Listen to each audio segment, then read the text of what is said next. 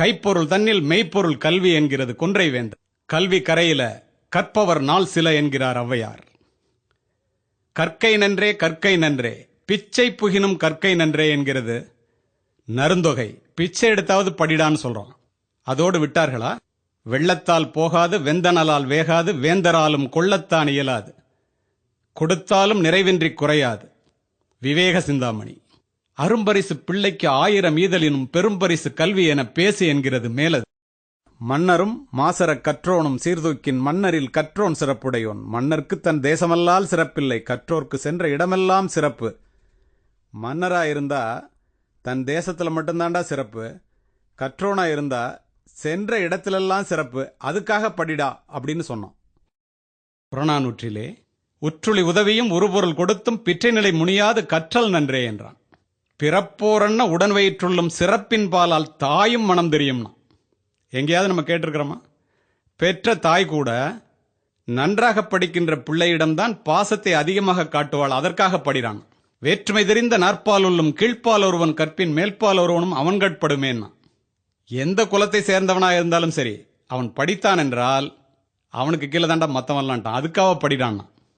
அதற்கு பின்னால் வந்த பாரதிதாசனோ எல்லா நலமும் ஈந்திடும் கல்வி இல்லா வீடு இருண்ட வீடென்க.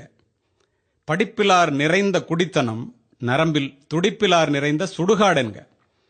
அறிவே கல்வியாம் அறிவிலா குடும்பம் நெறிகானாது நின்றபடி விழும்னா. படிக்கலன்னா எவ்வளவு கேவலம்னு பாருங்க.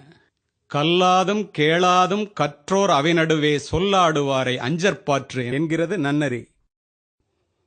காண மயிலாட கண்டிருந்த வான்கோழி தானும் அதிவாக பாவித்து தானும் தன் பொல்லாச்சிறகை விரித்தாடினால் போல் கல்லாதான் கற்ற கவினா. இன்னும் ஒருபடி மேல போய் வள்ளுவன் சொன்னான், கல்லாதார் சொற்காமுறுதல் முளை இரண்டும் இல்லாதால் பெண் காமுற்றற்றுன்னா. மார்பகங்கள் இல்லாத பெண் உடல் இன்பத்தை அனுபவிப்பதற்கு ஆசைப்படுவதைப் போல படிக்காதவன் படித்தவர்கள் சொற்களைப் போல பேச வேண்டும் என்று நினைப்பது என்று கூறி சென்று விட்டான். சிறு வயதிலே கிடைக்கின்ற வாய்ப்பை பயன்படுத்தி நாம் படிக்கவில்லை என்றால் காலம் முழுவதும் உடல் உழைப்பை மட்டுமே நம்பி மாடாய் உழைத்து ஓடாய் தேய்ந்து போவதை தவிர வேறு வழியில்லை மாணவர்களே. அதற்காகவாவது படிக்க வேண்டும். ஒன்று தெரிந்து கொள்ளுங்கள், பணக்காரர்களின் மாளிகையிலே பிறக்கின்ற குழந்தைகளின் கால்களை கூட தாங்குவதற்கு தோள்கள் காத்திருக்கின்றன. ஆனால் ஏழைகளினுடைய குடிசையிலே பிறக்கின்ற பிள்ளைகளினுடைய தோள்களுக்கோ சுமைகள் காத்திருக்கின்றன.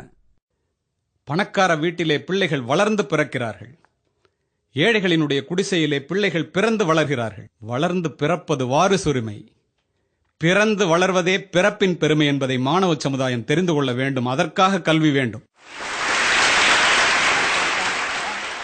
மாணவர்களே, ஒன்றை தெரிந்து கொள்ளுங்கள். என்னையும் மாவட்ட ஆட்சித்தலைவரையும் இங்கு அழைத்திருக்கின்றீர்களே, சற்று சிந்தித்து பாருங்கள். இந்த மாவட்ட ஆட்சித்தலைவரும் இந்த மாவட்ட கண்காணிப்பாளரும் நாங்கள் படித்த கல்வியை வைத்துக் கொண்டுதானே இந்த மாவட்டத்தை ஆட்சி செய்கின்றோம். பணக்கார பிள்ளைகள் மகாலட்சுமியால் பிறரை ஆளும்போது, ஏழை பிள்ளைகள் சரஸ்வதியால் கல்வியால் மட்டுமே பிறரை ஆள முடியும்.